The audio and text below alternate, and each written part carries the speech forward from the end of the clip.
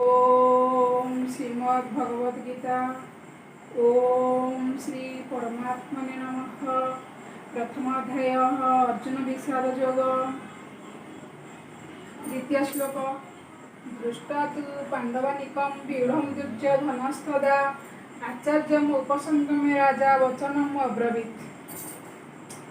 ठारे कुरुक्षेत्र रे महाभारत युद्ध आरंभ होगा समय राजप्रसाद राजा धृतराष्ट्र तांकर सचिव संजय को दिव्य दृष्टि बल महाभारत युद्ध में कौन होता जानापी इच्छा प्रकाश कर तेणु से महाभारत युद्ध विषय संजय को पचार संजय दिव्य दृष्टि बल महाभारत देखिकी सेठारे कौन होची सी धृतराष्ट्र को कहते जे तांकर पुत्र दुर्योधन धृतराष्ट्र पुत्र दुर्योधन